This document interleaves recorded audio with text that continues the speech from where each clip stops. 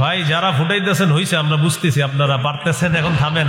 হ্যাঁ হ্যাঁ, এখানে এক ভাই ফুটাইতেছে বারবার, এইখানেই পাশের কোথায় জানি কারা ফুটাই। সূরা আহজাবের 58 নম্বর আয়াত।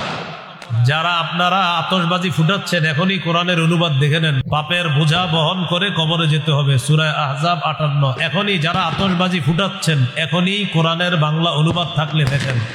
ইহুদি খ্রিস্টানদেরকে অভিভাবক বানানোর যে ক্ষতিগুলা, দুইটা ক্ষতি হইল। এক, তাগুত ছেড়ে আর এক তাগুত ধরলে পরিণতি এটাই হবে। এক তাগুত ছেড়ে আরেক তাগুত ধরা, বৃষ্টি থেকে বাঁচার জন্য ঝর্ণার নিচে দাঁড়ানো। এজন্য আমরা তাগুত থেকে এখনো মুক্ত হতে পারিনি।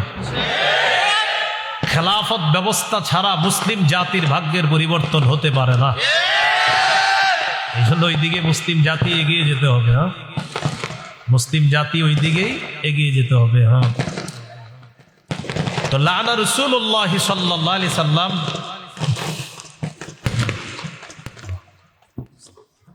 রূপনগর ঢাকার উদ্যোগে আয়োজিত পঞ্চম বার্ষিক ওয়াজ মাহফিলের উপস্থিত হযরত উলামায়ে কেরাম, মুসলমান ভাইয়েরা, আল্লাহ তাআলার দরবারে শুকরিয়া আদায় করছি। আল্লাহ আমাদেরকে এই মাহফিলে উপস্থিত হওয়ার তৌফিক দান করেছেন, বলি আলহামদুলিল্লাহ।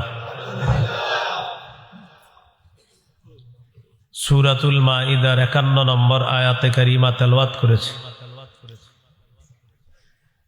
এই আয়াতে আল্লাহ তাআলা একটি বিষয়ে নিষেধ করেছেন। কোরআন যারা পড়াশোনা করে, কোরআনের পাঠক যারা, তাদের মৌলিক 4টা কাজ। 1 নম্বর, কোরআনের বিশুদ্ধ তেলাওয়াত করা। 2 নম্বর, কোরআনের বিশুদ্ধ অনুবাদ শিক্ষা করা। 3 নম্বর, কোরআনের বিভিন্ন আয়াতের মতলব, উদ্দেশ্য বোঝার চেষ্টা করা। 4 নম্বর, কোরআনের কিছু হুকুম আছে, কিছু নিষেধ আছে, আদেশগুলা মানা, নিষেধগুলা থেকে বেঁচে থাকা। যেমন কোরআনে আছে আকিমুস সালাহ, তোমরা নামাজ কায়েম করো। ওয়া আতুজ যাকাত, তোমরা যাকাত দাও। ওয়ারকাউ মা'আর রাকিঈন, রুকুকারীদের সাথে রুকু করো। এগুলা কোরআনের আদেশ, কোরআনের হুকুম। আল্লাহ তাআলা বলেন, উতলু মা উহিয়া ইলাইকা মিনাল কিতাবি ওয়া আকিমিস সালাহ। নবী, আপনার প্রতি যে ওহী, কিতাবের যে ওহী আপনার কাছে আসে, এই ওহী আপনি তেলাওয়াত করেন, হুকুম। ওয়া আকিমিস সালাহ, নামাজ কায়েম করেন, হুকুম। সূরা তাহাতে আছে, আল্লাহ তাআলা বলেন, ইন্নানি আনাল্লাহ লা ইলাহা ইল্লা আনা ফা'বুদনি। আমি আল্লাহ, আমি ছাড়া কোনো ইলাহ নাই, আমার ইবাদত করো। ওয়া আকিমিস সালাতা লিযিকরি, আমার শরণার্থে নামাজ কায়েম করো।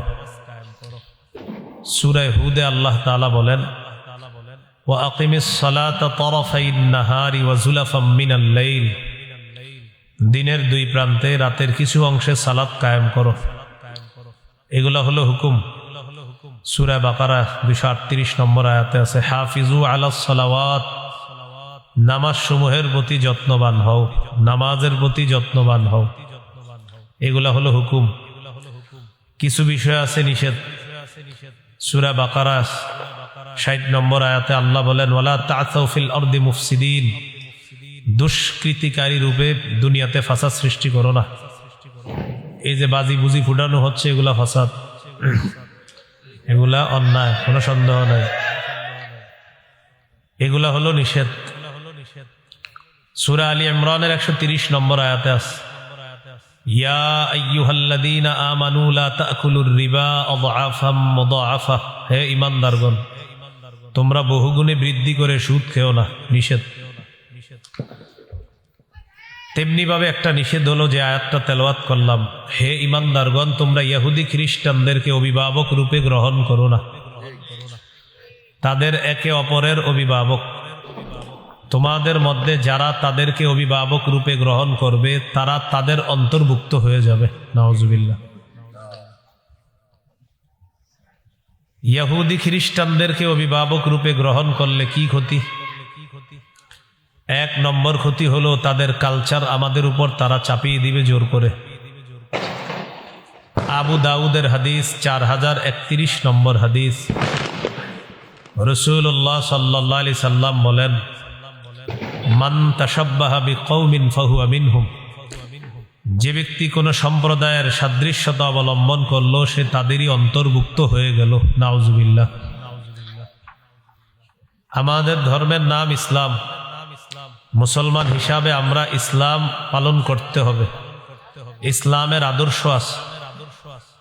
সূরা আলী ইমরানের 19 নম্বর আয়াতে আল্লাহ বলেন, ইন্নাদ-দীনা ইনদাল্লাহিল ইসলাম। নিশ্চয়ই আল্লাহর কাছে একমাত্র দিন হলো ইসলাম। সূরা আলী ইমরানের 85 নম্বর আয়াতে আল্লাহ বলেন, ওয়া মান ইয়াবতাগি গায়রাল ইসলামি দীনা। কেউ যদি ইসলাম ছাড়া অন্য কোনো কিছুকে দিন হিসাবে কামনা করে, ফালাই ইউকবালা মিন, এটা তার থেকে গ্রহণ করা হবে না, কিছুতেই গ্রহণ করা হবে না। ওয়া হুয়া ফিল আখিরাতি মিনাল খাসিরিন, সে আখিরাতে ক্ষতিগ্রস্তদের অন্তর্ভুক্ত হবে। অভিভাবক যারা আছি, সন্তান, এই সন্তানদেরকে ইসলাম পালনের কথা বলতে হবে, নিজেরাও ইসলাম পালন করতে হবে। সূরা বাকারার 131-132 নম্বর আয়াতে আল্লাহ বলেন, ইয ক্বালা লাহু রাব্বুহু আসলিম ক্বালা আসলামতু লিরাব্বিল আলামিন। স্মরণ করুন ওই সময়কে যখন ইব্রাহিম নবীকে তার রব বললেন আত্মসমর্পণ করেন। ইব্রাহিম নবী বললেন, আমি বিশ্বজগতের রব আল্লাহর কাছে আত্মসমর্পণ করলাম। পরের আয়াতে আল্লাহ বলেন, ওয়াওয়াসসা বিহা ইব্রাহিমু বানিহি ওয়া ইয়াকুব। ইব্রাহিম নবী, ইয়াকুব নবী তাদের সন্তানদেরকে ওসিয়ত করেছেন, ইয়া বানিয়া ইন্নাল্লাহা আসতাফা লাকুমুদ-দীন ফালা তামুতুন্না ইল্লা ওয়া আনতুম মুসলিমুন। হে প্রিয় সন্তান, আল্লাহ তাআলা তোমাদের জন্য দ্বীন নির্বাচন করেছেন, তোমরা মুসলমান না হয়ে মরবা না। 2 আয়াত থেকে শিখলাম অভিভাবকরা ইসলাম পালন করবে, সন্তানদেরকে ইসলাম পালনের ওসিয়ত করতে হবে। এইগুলো 1 নাম্বার। তাহলে ইসলামের পরিবর্তে অন্যদের কালচার গ্রহণ, এটা কখন আমাদের কাছে সহজ হয়ে যায়? ইহুদি খ্রিস্টানদেরকে যখন অভিভাবক বানাবো, তাদের এই অপসংস্কৃতি, অশ্লীলতা জোর করে আমাদের উপর চাপায় দেয়। 2 নম্বর, খাটো পোশাক, পাতলা পোশাক, আটশাট পোশাক, যে পোশাক ইসলামের পোশাক না, এমন পোশাক মেয়েদের শরীরেও তারা চাপায় দেয়, অথচ পোশাকের নীতিমালাও ইসলামে আছে। সূরা আরাফের 26 নম্বর আয়াতে আল্লাহ বলেন, ইয়া বানি আদম ক্বাদ আনজালনা আলাইকুম লিবাসান ইউয়ারি সাওআতিকুম ওয়া রিশা ওয়া লিবাসুত তাকওয়া যালিকা খায়র। হে আদম সন্তান, আমি তোমাদেরকে পোশাক দিলাম, এমন পোশাক যেই পোশাক তোমাদের সতর ঢেকে রাখবে, এবং সৌন্দর্যতার জন্য তোমাদেরকে পোশাক দিলাম। তাকওয়ার পোশাক হলো সর্বোত্তম পোশাক, তাকওয়ার পোশাক সর্বোত্তম পোশাক। তিরমিজির হাদিস 1999 নম্বর হাদিস, ক্বালা রাসূলুল্লাহ সাল্লাল্লাহু আলাইহি ওয়াসাল্লাম, লা ইয়াদখুলুল জান্নাতা মান কানা ফি কলবিহি মিসকালু দাররাতিন মিন কিবরিন। রাসূলুল্লাহ সাল্লাল্লাহু আলাইহি সাল্লাম বলেন, যার অন্তরে সরিষার দানা পরিমাণ অহংকার আছে সে জান্নাতে প্রবেশ করবে না। ক্বালা রাজুলুন ইন্নার রাজুলা ইউহিব্বু আন ইয়াকুনা থাওবুহু হাসানা ওয়া না'লুহু হাসানাতান ইয়া রাসূলুল্লাহ। হুজুর, কোন মানুষ আছে যারা চায় তার পোশাকটা যেন একটু উত্তম হয়, তার জুতা যেন উত্তম হয়, এটাও কি অহংকার হবে? ফাকালা রাসূলুল্লাহ সাল্লাল্লাহু আলাইহি ওয়াসাল্লাম, ইন্নাল্লাহা জামিলুন ইউহিব্বুল জামাল। কেউ যদি একটু উত্তম জুতা পরে, উত্তম পোশাক পরে, এটা তার সৌন্দর্যতা। আল্লাহ সুন্দর, সৌন্দর্যতাকে আল্লাহ ভালোবাসেন। হাদিসের শেষে আছে অহংকার কাকে বলে? আল কিবিরু বাতরুল হাক্কি ওয়া গামতুন নাস। অহংকার হলো সত্যকে অস্বীকার করা, মানুষকে ছোট করে দেখা। অহংকার হলো সত্যকে অস্বীকার করা, মানুষকে ছোট করে দেখা, এটা হলো অহংকার। ইসলামে পোশাকের যেমন নীতিমালা আছে, মনে রাখবেন পোশাক মৌলিকভাবে 3 প্রকার। কয় প্রকার? বলেন ওয়াজিব, মুস্তাহাব, হারাম। ওয়াজিব হলো যে পোশাক সতর ঢেকে রাখবে, ততটুকু পোশাক আবশ্যক, এটা লাগবে, জরুরি। আবু দাউদের হাদিস 4017 নম্বর হাদিস। হাদিসের বর্ণনাকারী বাহজ ইবনে হাকিম, তিনি তার বাবা থেকে, তার বাবা তার দাদা থেকে, তার দাদা নবীর থেকে হাদিসটা বর্ণনা করেছেন। عن بهز بن حكيم عن أبيه عن جده قال قلت يا رسول الله عوراتنا ما نأتي منها وما نذار। বাহজ ইবনে হাকিম তার পিতা থেকে, তার পিতা তার দাদা থেকে, তিনি বলেন আমি রাসূলুল্লাহ সাল্লাল্লাহু আলাইহি সাল্লামকে জিজ্ঞাসা করলাম, ওগো আল্লাহর নবী, কতটুকু সতর খোলা রাখবো আর কতটুকু সতর ঢেকে রাখতে হবে আপনার কাছে জানতে চাই। فقال رسول الله صلى الله عليه وسلم احفظ عورتك إلا من زوجتك أو ما ملكت يمينك। রাসূলুল্লাহ সাল্লাল্লাহু আলাইহি সাল্লাম বলেন, তোমার স্ত্রী ছাড়া সবার সামনে তুমি সতর ঢেকে রাখতে হবে। তো তিনি আবার প্রশ্ন করলেন, ইদা কানাল কওমু বা'দুহুম আলা বা'দিন। হুজুর, যখন অনেকজন একসাথে থাকে, ম্যাচে অনেকে আপনারা ভাড়া থাকেন, 4 জন বন্ধু একসাথে, মহিলা হোস্টেলে মেয়ে 3-4 জন একসাথে থাকে, তখন সতরের কি মাসালা? ফাকাল রাসূলুল্লাহ সাল্লাল্লাহু আলাইহি ওয়াসাল্লাম ইন ইসতাতা'তা আন লা ইয়ারায়ান্নাহা আহাদুন ফালা ইয়ারায়ান্নাহা। রাসূলুল্লাহ সাল্লাল্লাহু আলাইহি সাল্লাম বলেন, যথাসম্ভব একজন পুরুষ অপর পুরুষের সতর দেখবে না, একজন নারী অপর নারীর সতর দেখবে না। সাহাবী প্রশ্ন করলেন, ইদা কানার রাজুলু খালিয়ান ইয়া রাসূলুল্লাহ, হুজুর কেউ যদি ঘরে একা থাকে তখন সতর কি হবে? ঘরে একা আছেন, দরজা বন্ধ, জানালা বন্ধ, তখন সতরের কি মাসালা? ফাকাল রাসূলুল্লাহ সাল্লাল্লাহু আলাইহি ওয়াসাল্লাম আল্লাহু আহাক্কু আইয়ুস্তাহিয়া মিনহু মিনান নাস। ঘরে যদিও কেউ না থাকে তখন আল্লাহ থাকে, আল্লাহকে মানুষের চেয়ে বেশি লজ্জা পাওয়া দরকার, তাই তুমি ঘরে একা থাকলে সতর আরো বেশি করে ঢাকবা। ঘরে একা থাকবেন তখন আল্লাহকে বেশি লজ্জা পেতে হবে, তখন আল্লাহকে বেশি লজ্জা পাইলে, তো এই জন্য আমার সতরও ঘরে একা থাকলেও ঢেকে রাখতে হবে। বুঝে আসছে সবার? এটা ওয়াজিব। আরেকটা হলো মুস্তাহাব। আবু দাউদের হাদিস 4063 নম্বর হাদিস। এই হাদিসের বর্ণনাকারী আবুল আহওয়াস, তিনি তার পিতা থেকে বর্ণনা করেন, তিনি বলেন, আতাইতুন নবিয়্য সাল্লাল্লাহু আলাইহি ওয়াসাল্লাম ফি সাওবিন দুনিন। আমি একটা নরমাল পোশাক পরে নবীজির কাছে আসলাম, একটা নিম্নমানের পোশাক পরে নবীজির কাছে আসলাম। ফাকাল রাসূলুল্লাহ সাল্লাল্লাহু আলাইহি ওয়াসাল্লাম আলাকা মালুন। নবীজি বললেন, তোমার কি সম্পদ আছে? তো সাহাবী বললেন, জি হুজুর, আমার সম্পদ আছে। নবীজি বললেন, মিন আইয়িল মাল, কোন ধরনের সম্পদ আছে তোমার?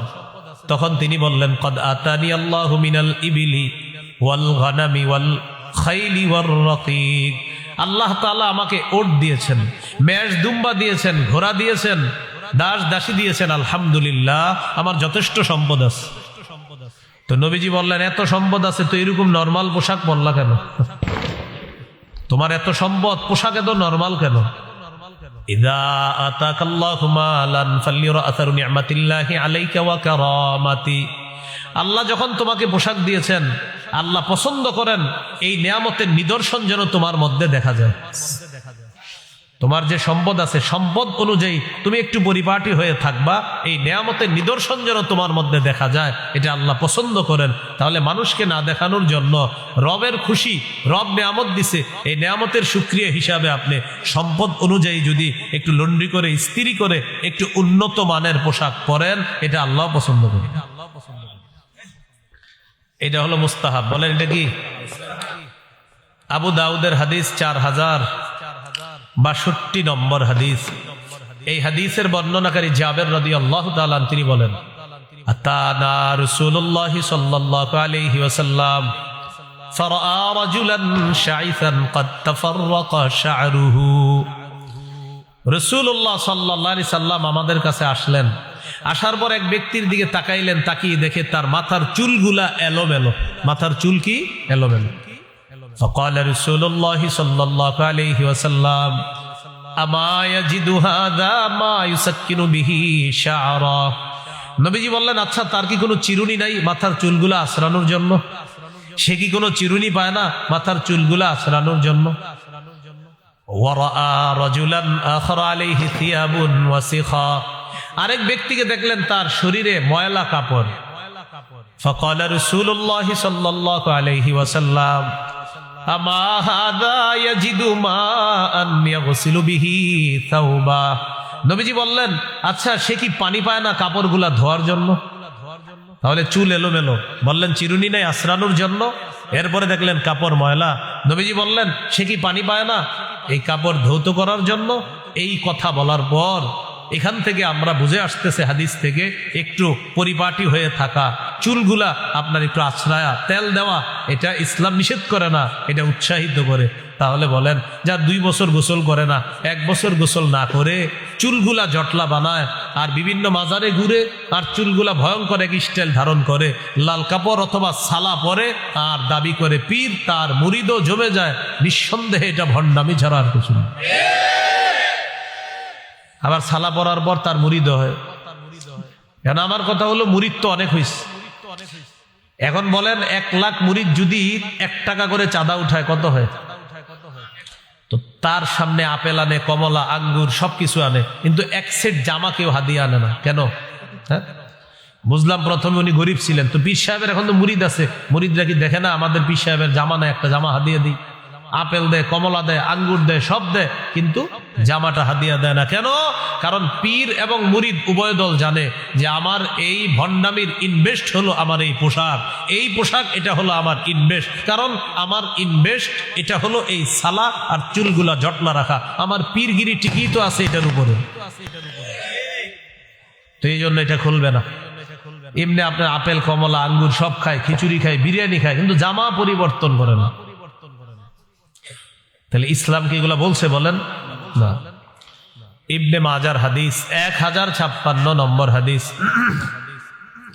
জুমার নামাজের দিন রাসূল সাল্লাল্লাহু আলাইহি সাল্লাম বয়ান করতেছে, আন্নান নবী সাল্লাল্লাহু আলাইহি ওয়াসাল্লাম খাতাবান নাস ইয়াউমাল জুমুআ। জুমার দিন নবীজি বয়ান করতেছে। ফারাআ আলাইহিম থিয়াবান নিমার। তাকায়া দেখে কিছু সাহাবীর শরীরে আপনার কাজের পোশাক, যে পোশাক পরে কাজ করে ওই পোশাক পরে তারা জুমার নামাজে আসছে। فقال رسول الله صلى الله عليه وسلم أما على أحدكم إن وجد ساعة أن يتخذ ثوبين لجمعة سوى ثوبي مهنته। শোনো, তোমাদের যাদের সামর্থ্য আছে তারা কাজের পোশাকের পরিবর্তে জুমার সালাতের জন্য আলাদা 2 জোড়া পোশাক সংগ্রহ করে রাখবা। জুমার নামাজের দিন ওই 2 জোড়া পোশাক পরে তোমরা জুমার সালাতে আসবা। এখান থেকে বোঝা যায় সামর্থ্যবানদের জন্য তারা কাজের পোশাক খুলতে হবে আর আলাদা সুন্দর 2 জোড়া পোশাক পরে জুমার নামাজে যাওয়া, এটা তাদের জন্য উত্তম। তাহলে জুমার নামাজ, ঈদের নামাজ, এই নামাজগুলা একটু উত্তম পোশাক পরে পড়া, এটা ইসলাম উৎসাহিত করছে। তাহলে বলেন তো, উত্তম পোশাক পরা ইসলামে কি নিষেধ আছে? 3 নাম্বার হারাম পোশাক, এটা একটু মন দিয়ে শোনেন। বলেন সবাই, কি পোশাক? হারাম পোশাক। সমস্যা নেই, হারাম পোশাকটা একটু মন দিয়ে শোনেন। 1 নাম্বার, পুরুষের জন্য রেশম হারাম। 2 নাম্বার, পুরুষ নারীর পোশাক পরবে না। 3 নাম্বার, নারী পুরুষের পোশাক পরবে না। 4 নাম্বার, অহংকারের পোশাক পরবে না। 5 নাম্বার, বিধর্মীদের পোশাক পরবে না। 6 নম্বর, 8-7 খাটো ছোট পাতলা পোশাক এটা পরবে না, যেগুলো অলরেডি পরে আমাদের মুসলিম তরুণীরা ইতিমধ্যে বিভিন্ন হোটেলে গিয়ে অবস্থান করতেছে। 12টার পরে মদ, পাশাপাশি নাচা নাচি ইত্যাদি শুরু হবে। 1 নাম্বার, রেশমের পোশাক, এটা হারাম। সহিহ মুসলিমের বর্ণনা 2069 নম্বর হাদিস। قال رسول الله صلى الله عليه وسلم لا تلبسوا الحرير فإنه من لبسه في الدنيا لم يلبسه في الآخرة।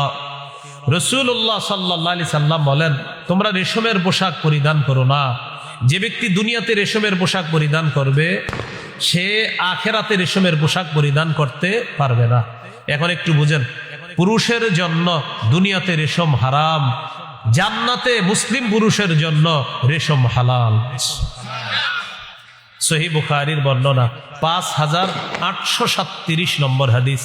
এই হাদিসের বর্ণনাকারী হুযায়ফা রাদিয়াল্লাহু তাআলা তিনি বলেন, নাহানা নবী সাল্লাল্লাহু আলাইহি ওয়াসাল্লাম আন নাশরাবা ফি আনিয়াতিদ যাহাবি ওয়াল ফিদ্দা ওয়া আন লুবসিল হারিরি ওয়াদ দিবাজ ওয়া আন নাজলিসা আলাইহি। নবীজি আমাদেরকে স্বর্ণ রূপার পাত্রে পানাহার করতে নিষেধ করেছেন, মোটা পাতলা রেশম পরতে নিষেধ করেছেন, রেশমের উপর বসতেও নিষেধ করেছেন। পুরুষরা রেশমের পোশাক পরবো না, রেশমের কাপড়ের উপর বসবো না। বিভিন্ন বাসায় বেড়াতে যান, সোফার উপরে বসেন না, গেলে অনেকের সোফায় আপনার রেশমের সুতা থাকে, আল্লাহ জানে নাকি, ঠিক আছে। তো রেশমের সুতা থাকে, কারুকার্য, ওটাতে কিন্তু বসবেন না। এটা নারীকে বসতে দিবেন, আপনার মেয়েকে বসতে দিবেন। পিছনে ছোট্ট একটা বালিশ থাকে, এই বালিশে অনেক সময় রেশমের সুতা দিয়ে কারুকার্য থাকতে পারে। হ্যাঁ, তো এরকম যদি থাকে এটা আপনি পিছনে দিবেন না। এরকম যদি রেশমের কারুকার্য থাকে, বুঝে আসছে কথাটা? এখন যদি রেশম থাকে, বা সামান নবী বলছে আমি রেশম পরিধান করব না, আমি রেশমের উপর বসবো না, এটার উপর আমি হেলাত দিব না, এটা নারীরা দুনিয়াতে ব্যবহার করবে, আমার জন্য আখেরাতে। বলেন আমাদের জন্য কোথায়? আমাদের জন্য যে আখেরাতে, এই ব্যাপারে সরাসরি একটা হাদিস আছে, সুবহানাল্লাহ। সহিহ বুখারী 5633 নম্বর হাদিস। রাসূলুল্লাহ সাল্লাল্লাহু আলাইহি সাল্লাম বলেন, লা তাশরাবু ফি আনিয়াতিদ যাহাবি ওয়াল ফিদ্দা আল্লাহ ওয়ালা তালবাসুল হারিরা ফাইন্নাহা লাহুম ওয়া লাকুম ফিল আখিরা। রাসূলুল্লাহ সাল্লাল্লাহু আলাইহি সাল্লাম বলেন, তোমরা স্বর্ণ রূপার পাত্রে পানাহার করবা না, তোমরা রেশমের পোশাক পরবা না। তো রাসূলুল্লাহ সাল্লাল্লাহু আলাইহি সাল্লাম বলেন, তোমরা রেশমের পোশাক, এদিকে তাকান তাকান, সমস্যা নেই, আল্লাহ তাআলা বুঝদান করেন।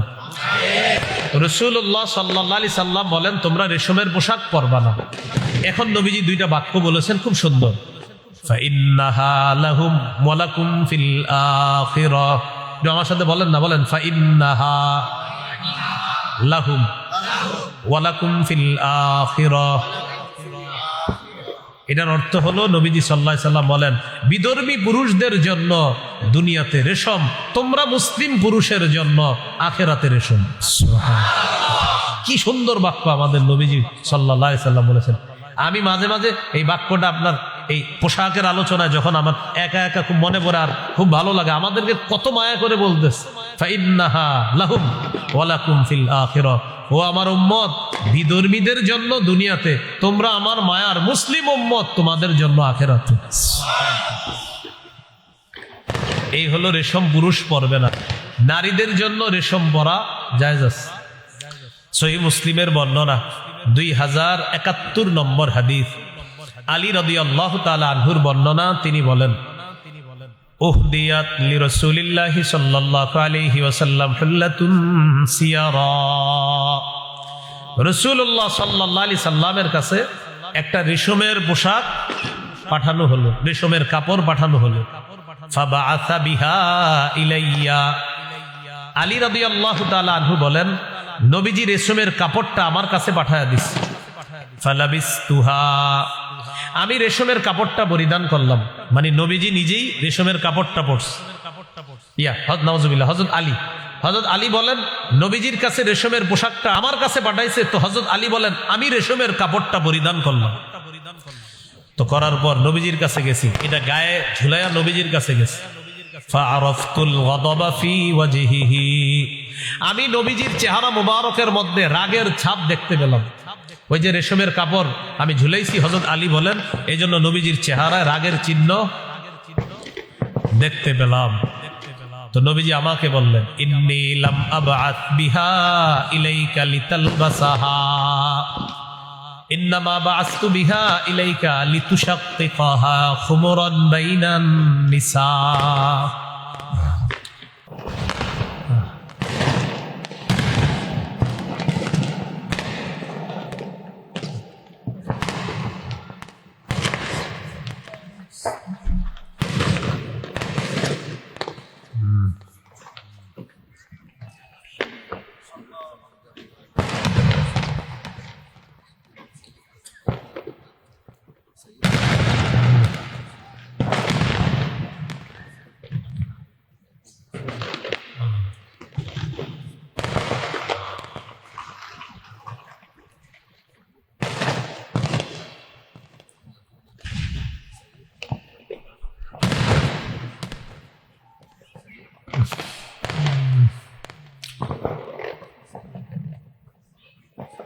তো রাসূলুল্লাহ সাল্লাল্লাহু আলাইহি সাল্লাম হযরত আলী রাদিয়াল্লাহু তাআলা আনহুকে বললেন,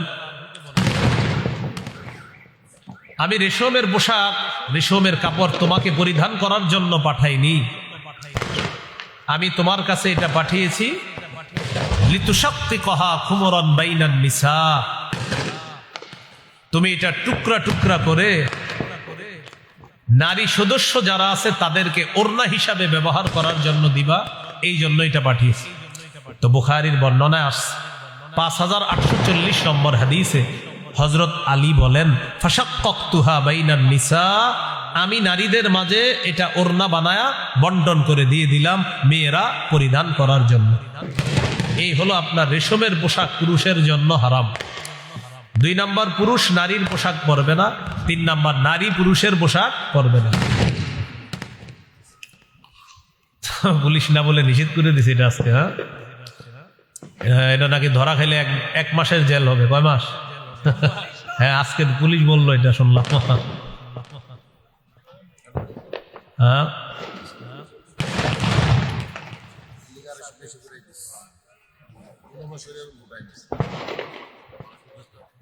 এক তাগুত ছেড়ে আরেক তাগুত ধরলে পরিণতি এটাই হবে।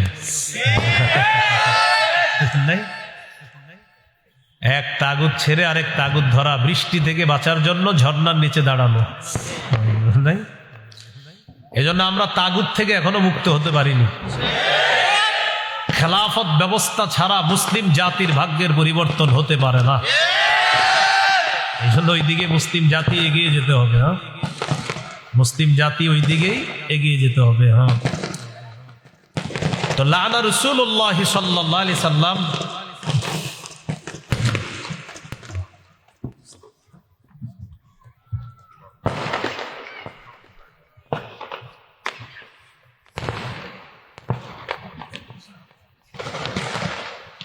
বয়ান শুরু করলে বাড়ায় দেয় না।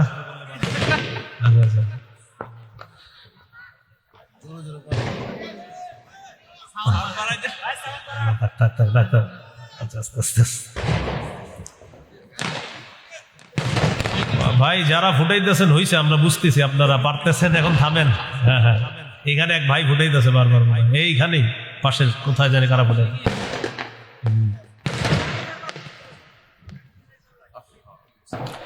সূরা আহজাবের 58 নম্বর আয়াত। যারা আপনারা আতশবাজি ফুটাচ্ছেন, এখনই কোরআনের অনুবাদ দেখে নেন। সূরা আহজাব 58 নম্বর আয়াত। সূরা আহজাব 58, সূরা আহজাব 58। পাপের বোঝা বহন করে কবরে যেতে হবে। সূরা আহজাব 58। এখনই যারা আতশবাজি ফুটাচ্ছেন, এখনই কোরআনের বাংলা অনুবাদ থাকলে দেখেন। সূরা আহজাবের 58 নম্বর আয়াতের অনুবাদটা এখনই দেখে নিতে পারেন। কোন সূরা, কত নম্বর আয়াত? যারা আতশবাজি ফুটাচ্ছেন, এখনই ঘরে বাংলা অনুবাদ থাকলে অনুবাদটা পড়েন, পড়ার পর সিদ্ধান্ত নেন ফুটাবেন কিনা। সূরা আহজাবের 58 নম্বর আয়াত। সূরা আহজাবের 58 নম্বর আয়াতে আল্লাহ আলোচনা আসতো, আমার আজকে যে আলোচনা করতেছি ওইটাতে চলে আসতো, এরা আগেই শুরু করে দিচ্ছে।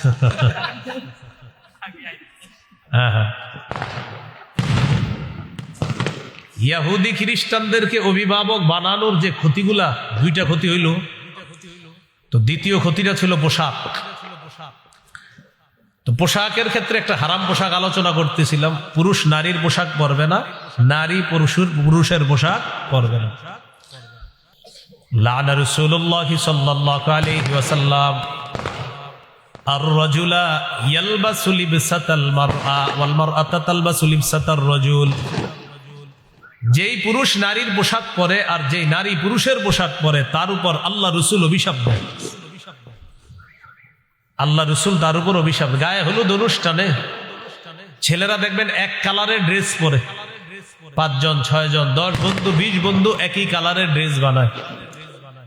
ওই ড্রেস বানিয়ে তারা কি করে, একটা ওড়না বানায়, এই ওড়নাটা পা পর্যন্ত ঝুলায় রাখে।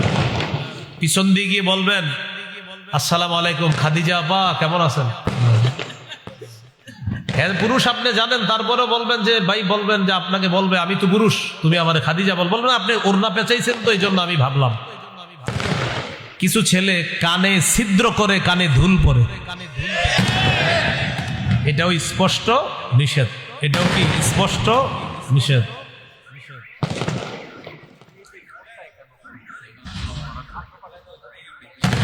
না না কিছু বললেন না,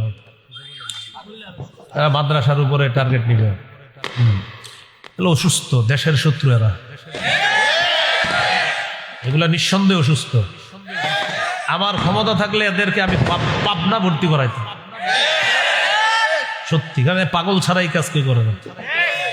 আর যাদের বাপ মা শুনতেছেন আপনার সন্তান পাগল, আপনার সন্তান পাগল বলে আতশবাজি ফুটাচ্ছে, এই পাগল সন্তান তাড়াতাড়ি পাগলাখানায় ভর্তি করেন, পাগল ছাড়া এই কাজ কেউ করবে না। যাদের সন্তান আতশবাজি ফুটাচ্ছে নিঃসন্দেহে ওর মা বাবা যেন জেনে নেয় ওর সন্তান পাগল, পাগল ছাড়া এই কাজ কেউ করে না।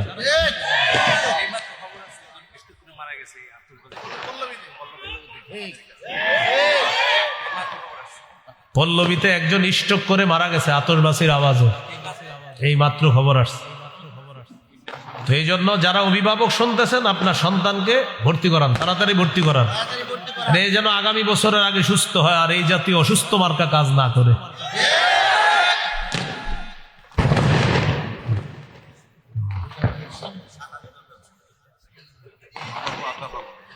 রাসূলুল্লাহ সাল্লাল্লাহু আলাইহি সাল্লাম বলেন, 4 নাম্বার শুহরতের পোশাক, প্রসিদ্ধির পোশাক, খ্যাতির পোশাক। এই পোশাক যারা পরিধান করবে, নবীজি বলেন মান লাবিসা সাওবা শুহরাতিন আলবাসাহুল্লাহু ইয়াউমাল কিয়ামাতি সাওবা মাদাল্লাহ, যে ব্যক্তি খ্যাতির পোশাক পরিধান করে আল্লাহ কিয়ামতের ময়দানে তাকে লাঞ্ছনার পোশাক পরায়া দিবে, নাউজুবিল্লাহ।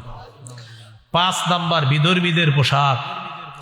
আব্দুল্লাহ ইবনে আমর ইবনুল আস রাদিয়াল্লাহু তাআলা আনহু বলেন রাআ রাসূলুল্লাহ সাল্লাল্লাহু আলাইহি সাল্লাম আলাইয়া সাওবাইনি মুআসফারাইন, নবীজি আমার শরীরে 2টা রঙিন পোশাক দেখছে, এই পোশাকের রংগুলো সুন্দর ছিল না। নবী আমাকে বললেন হাজিহি মিন সিয়াবিল কুফার, এগুলা কাফেরদের পোশাক, ফালা তালবাসহা, এগুলা পরিধান করবা না। কিছু ছেলে কুটিপতির সন্তান দেখবেন প্যান্ট পরে ছেঁড়া প্যান্ট, এখানে ফাড়া, এখানে ছেঁড়া, এখানে ছেঁড়া। হ্যাঁ, আগে ছেঁড়া প্যান্ট যারা পড়তো আমরা ভাবতাম সে ভিক্ষুক ফকিন্নি, তো এখন কুটিপতির সন্তান ছেঁড়া প্যান্ট পরে। তো এই জন্য এলাকার মসজিদের ইমাম সাহেব যারা শুনতেছেন, আপনারা যদি কোনো কোটিপতির সন্তানকে দেখেন ছেঁড়া প্যান্ট পরে, আপনি মসজিদের মুসল্লিদের থেকে চান্দা উঠায় তাকে প্যান্ট কেনার ব্যবস্থা করে দিন, কারণ তার আব্বার সব টাকা আছে, বাড়ি গাড়ি করার টাকা আছে, তারও টাকা আছে, শুধু প্যান্ট কেনার টাকা নাই। তো এই জন্য আমরা এটা কিনে দিতে হবে।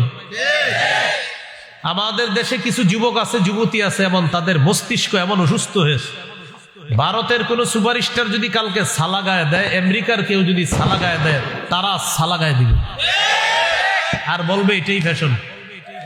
কি বলবে? এটাই ফ্যাশন। এরকম তৈরি হয়ে, তো এখন বলেন ছেঁড়া প্যান্ট পরে নাম দিছে কি ফ্যাশন। ছেঁড়া প্যান্ট বললে আমরা দিতাম ভিক্ষা, এখন ছেঁড়া প্যান্ট পরা এটাই ফ্যাশন। এখন ভাই যদি কাউরে এরকম দেখেন, আপনি প্রথমে ভিক্ষা দিবেন।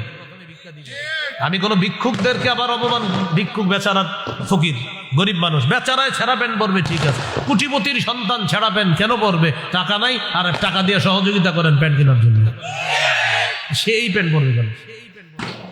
এর বিধর্মীদের পোশাক। 6 নাম্বার পাতলা পোশাক। সহিহ মুসলিমের বর্ণনা 2198 নম্বর হাদিস, রাসূলুল্লাহ সাল্লাল্লাহু আলাইহি সাল্লাম বলেন সিনফানে মিন আহলিন নার লাম আরহুমা, 2 শ্রেণীর জাহান্নামী, তাদেরকে আমি দেখি নাই। এর মধ্যে একটা হলো নিসাউন কাসিয়াতুন আরিয়াত মাইলাতুন মুমিলাত। এর মধ্যে একটা হলো এমন নারী যেই নারীরা পোশাক পরার পরেও উলঙ্গ, এমন পাতলা পোশাক পরে যেই পোশাকে সে অন্যকে নিজের দিকে আকৃষ্ট করে, নিজে অন্যের দিকে আকৃষ্ট হয়। লা ইয়াদখুলনাল জান্নাতা ওয়ালা ইয়াজিদনা রিহাহা। নবীজি বলেন এরা জান্নাতে প্রবেশ করবে না, জান্নাতের ঘ্রাণও তারা পাবে না। তো এই হলো ইহুদি খ্রিস্টানদেরকে অভিভাবক বানানোর 2 নম্বর ক্ষতি, পোশাক। পোশাকের স্বাধীনতার নামে মুসলিম তরুণ তরুণীদের গায়ে এমন এমন পোশাক উঠিয়ে দিবে যে পোশাক না ইসলামী কোনো সভ্যতা ধারণ করবে। মেয়েরা এমন পোশাক পরবে যে পোশাকে সে সমাজে অশ্লীলতা ছড়াবে আর নাম দিবে এটা পোশাকের স্বাধীনতা।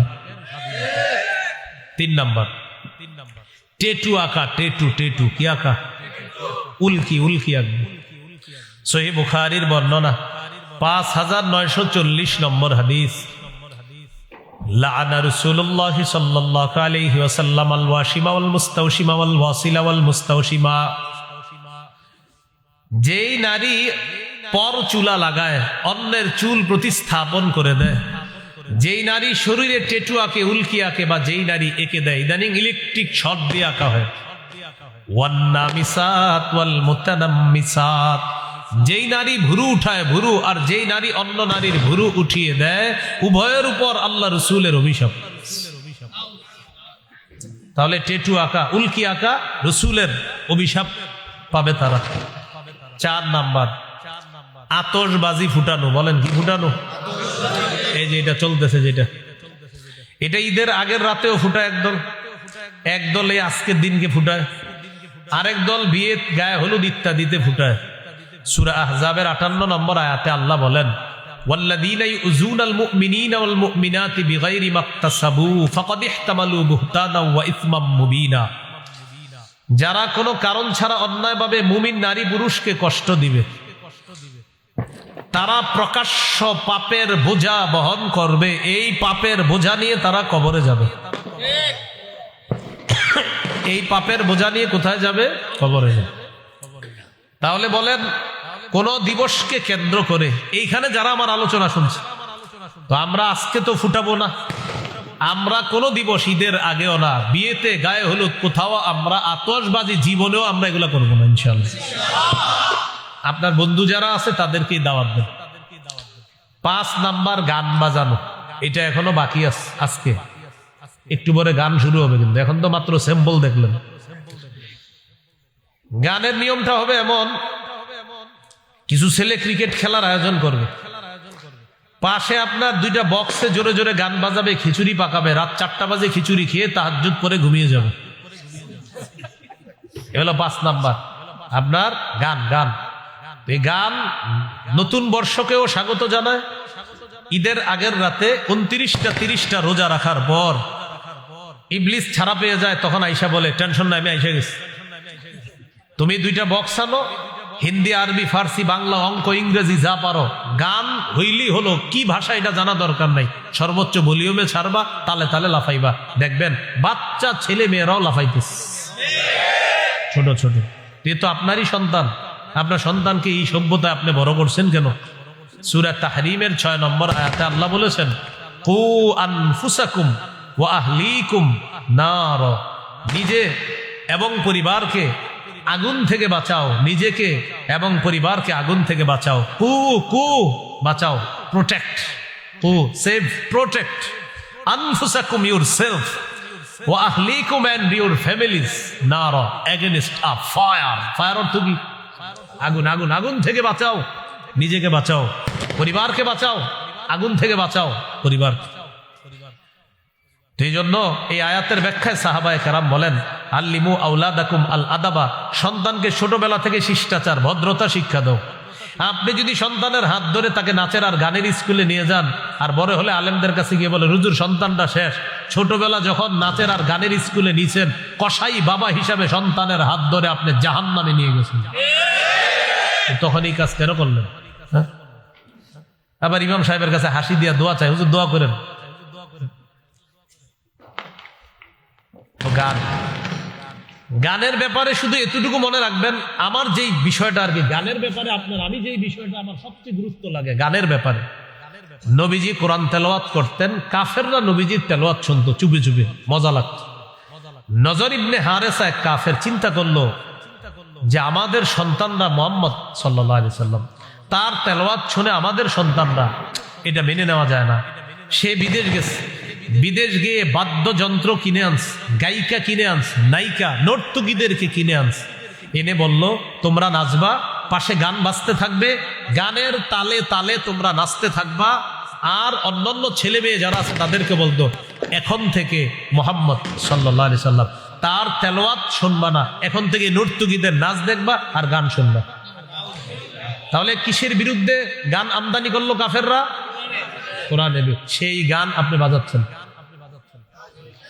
সূরা লুকমানের 6 নম্বর আয়াতে এটাই বলছে আল্লাহ, ওয়া মিনান নাস, মানুষের মধ্যে কিছু মানুষ, ইয়াশতারি লাহওয়াল হাদিস, যারা ক্রয় করে লাহওয়াল হাদিস, গান, গল্প, মিথ্যা গল্প, কাহিনী, নায়িকা গায়িকা নর্তকী ইত্যাদি বাদ্যযন্ত্র ক্রয় করে, লিউযিল্লা আন সাবিলিল্লাহ, মানুষকে আল্লাহর রাস্তা থেকে পথভ্রষ্ট করার জন্য।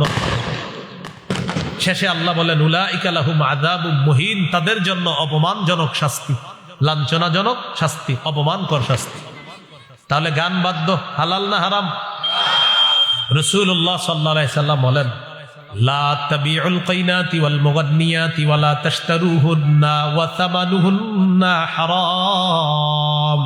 তোমরা নায়িকা গায়িকা বিক্রি করবা না, কিনবাও না, এক্সপোর্ট করবা না, ইম্পোর্ট করবা না, বাংলাদেশের কোনো গায়ক গায়িকা নায়িকা ইত্যাদি তাদেরকে সৌদি আরবে পাঠাইবা না, আর বিদেশের কাউকে বাংলাদেশে এনে 3 কোটি টাকা দিবা না।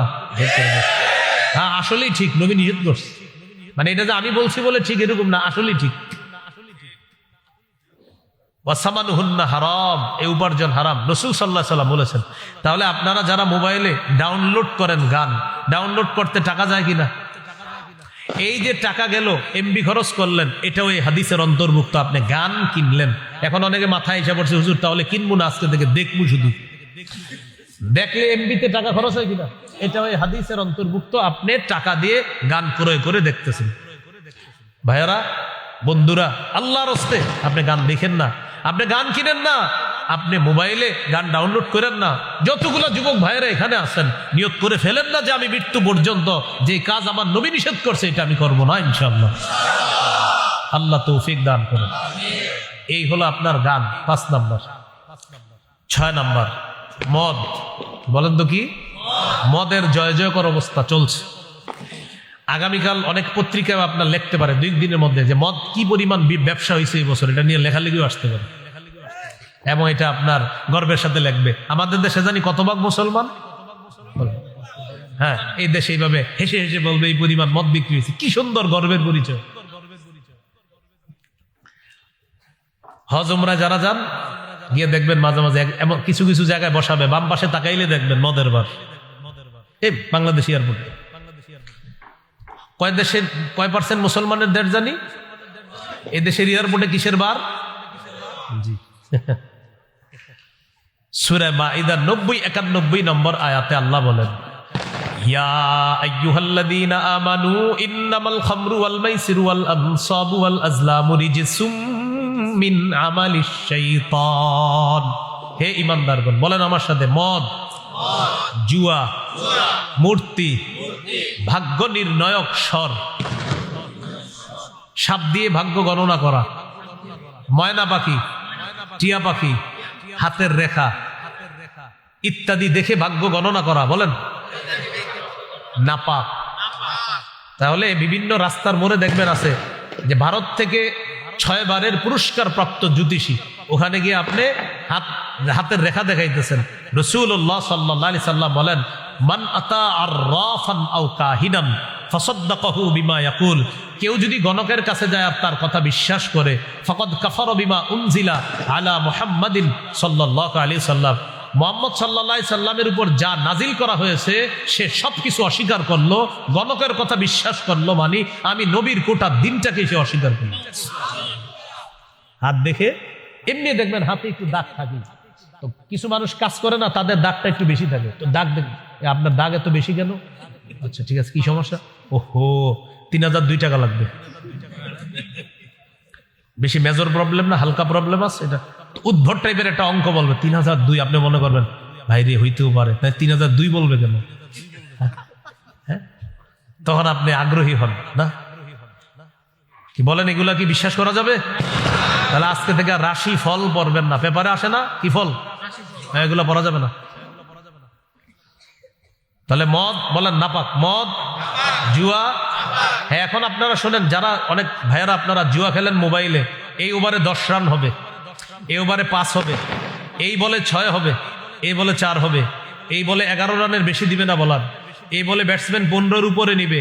এই যে জুয়া খেলেন, গ্রামগঞ্জে হয় চা স্টলের সামনে দাঁড়ায় নগদ, আর শহরেরটা হয় মোবাইলে অ্যাপসের মাধ্যমে। হারাম। এটা কি জুয়া? কি হ্যাঁ, জুয়া হারাম।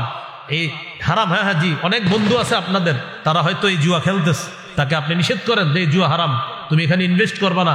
হাজার হাজার টাকা এখানে ইনভেস্ট করছে ছেলেরা এই অ্যাপসে, এটা হারাম।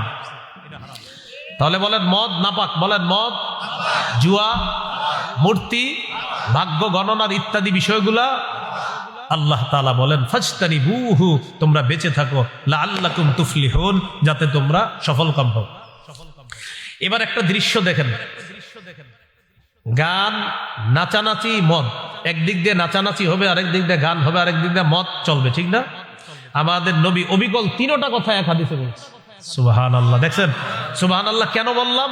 যে আমাদের নবী 1500 বছর আগে আল্লাহ প্রদত্ত কথাগুলা কি সুন্দর করে জবান দিয়ে বলে গেলেন, আর অবিকল একসাথে মিলে গেছে। ইবনে মাজার 4020 নম্বর হাদিস, রাসূলুল্লাহ সাল্লাল্লাহু আলাইহি সাল্লাম বলেন, লা ইয়াশরাবান্না নাসুম মিন উম্মতি আল খামরা ইউসাম্মুনাহা বিগাইরি ইসমিহা। আমার উম্মতের একদল মদ পান করবে, নামটা পাল্টায় দিবে মদের, মানে মদের নাম মদ দিবে না, বিয়ার, মাস্তুদ, কানাডা ড্রাই, শ্যাম্পেন, ইয়াবা, বাবা, গাজা, হিরোইন, আফিম, ডাইল ইত্যাদি, ভ্যান, গাড়ি, চা স্টলের চিপা চুপায় দাঁড়ায় ইত্যাদি। নবীজি বলেন আমার উম্মতের একদল মদ পান করবে, মদের নামটা দিবে তারা পাল্টায় দিবে। এরপরে কি বলে দেখেন, ইউজাফু আলা রুসিহিম বিল কাইনাতি ওয়াল মুগান্নিয়াত, তাদের মাথার উপরে নর্তকীরা নাচানাচি করবে আর গান বাজাইতে থাকবে, অন্য দিক দিয়ে গানের তালে তালে তারা মদ পান করতে থাকবে। নবী বলছে এরকম হবে। আপনারা বলেন হবে না অলরেডি শুরু হয়েছে? আল্লাহ আমাদেরকে হেফাজত করেন। এ হলো 6 নম্বর ক্ষতি। মনে আছে কিসের ক্ষতি? ইহুদি খ্রিস্টানদেরকে অভিভাবক বানানোর ক্ষতি। 7 নম্বর ক্ষতি, জিনাকে হালাল মনে করা। কাকে? আপনারা শহরের মানুষ অনেকে শোনেন মন দিয়ে। ইদানিং একজনে বলা বলি করতেছে যে আমি আর ওমকে, আমরা দুইজন একই ছাদের নিচে লিভ টুগেদার সম্পর্কে ছিলাম। লিভ টুগেদার মানে হলো একই ছাদের নিচে স্বামী স্ত্রীর মতো থাকবে, কিন্তু স্বামী স্ত্রী না, স্বামী স্ত্রী না। আবার বলতেছে আমরা যে দুইজন একই ছাদের নিচে ছিলাম, বিবাহ বহির্ভূত সম্পর্ক করেছি, আমাদের মা বাবাও সমর্থন দিয়েছে। নাউজুবিল্লাহ তো বললেন। আরেকটা ঘটনা শোনা, এটা শুনলে কি বলবেন দেখেন। সে আবার একটা স্টেটাস, একটা লেখা দিছে এরকম, আমাদের দেশে ডিভোর্স নরমালাইজ হয়েছে, আশা করা যায় লিভ টুগেদারটাও নরমালাইজ হয়ে যাবে ইনশাআল্লাহ। শেষে লেখছে কি ইনশাআল্লাহ? শেষে লেখছে ইনশাআল্লাহ। একদম একদম 2 চোখকে আমি পড়ছি। তাহলে তো আরো সুন্দর হয়ে গেল। তাহলে এই যে ইনশাআল্লাহ লেখাটা আমি নিজে আরুনি বলতেছি, এটা লাইভে বলছে, তাহলে তো হয়ে গেল, আরো প্রমাণ হয়ে গেল। এখন বলতেছি কি যে লিভ টুগেদার এটাও নরমালাইজ হয়ে যাবে। শেষে বলতেছে কি আল্লাহর নাম নিয়ে কি কথা বলতেছে। এখন আমি কি বলতেছিলাম, আমার আলোচ্য বিষয় 7 নাম্বার, জিনাকে হালাল মনে করবে। এই যে একই ছাদের নিচে আছে, মা বাবাও বলতেছে থাকো, এরা দুইজনও বলতেছে এটা কোনো ব্যাপার না, এটা নরমাল ব্যাপার, এটা সোসাইটি মেনে নিতে হবে। নবী বলেন সহিহ বুখারীর 5590 নম্বর হাদিস, লা ইয়াকুনান্না মিন উম্মতি আকওয়াম ইস্তাহিল্লুনাল হিররা, আমার উম্মতের এক দল হবে যারা জিনাকে হালাল মনে করবে। জিনাকে কি মনে করবে? ওয়াল খামরা, মদ হালাল মনে করবে। ওয়াল মাআজিফা, বাদ্যযন্ত্র হালাল মনে করবে। সংসদে দাঁড়ায় বলবে বুখারী, মুসলিম, আবু দাউদ, তিরমিজি, নাসাই, ইবনে মাজাহ, মেশকাত সব পড়ছি, গান হারাম, তো আমি কই পাইলাম? আরে এই যে বুখারীর হাদিসটা, তো এটা সিয়াসিত্তার ভিতরে না বাহিরে? ঠিক আছে, হাসেন, পরে হাসেন, আগে শোনেন। বুখারীতে পড়ছে তো পায় নাই, তো এটা বুখারীর ভিতরে না বাহিরে? বলতেছে পায় নাই। সংসদটা পুরা একটা পাগলা গারদ বানায় ফেলছিল। এই জন্য আল্লাহর কাছে দোয়া করবেন, আল্লাহ আমাদের দেশে একজন পুরুষ শাসক দেন। কি শাসক?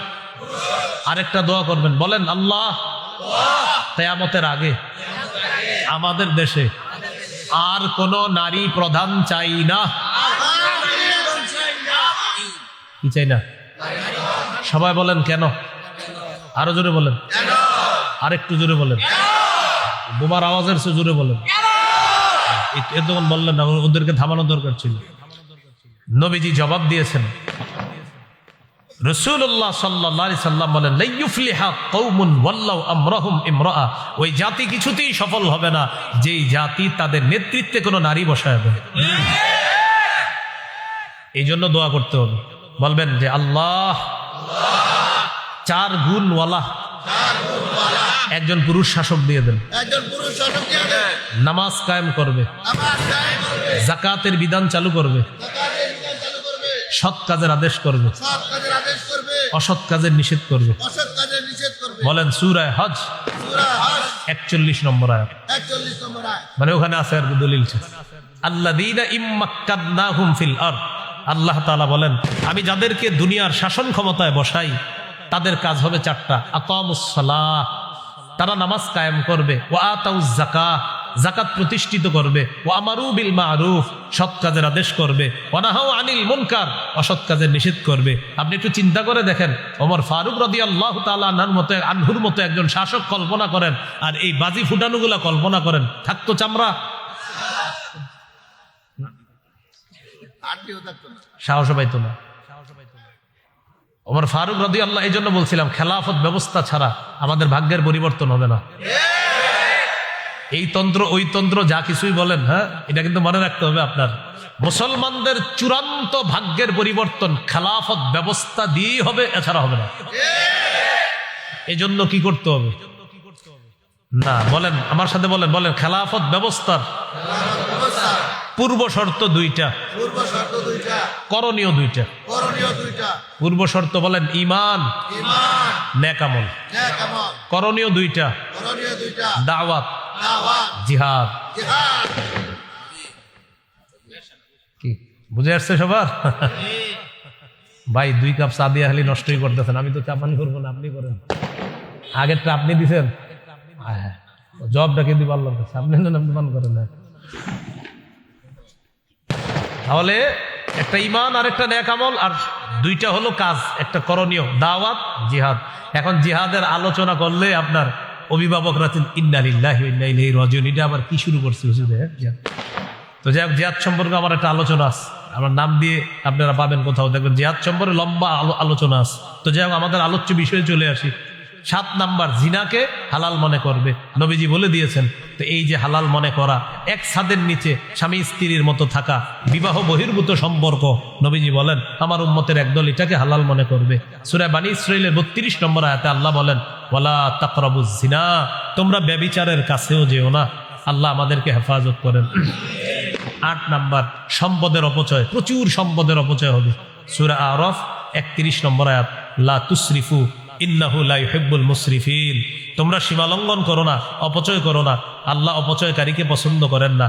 9 নাম্বার, সময়ের অপচয়। কিসের অপচয়?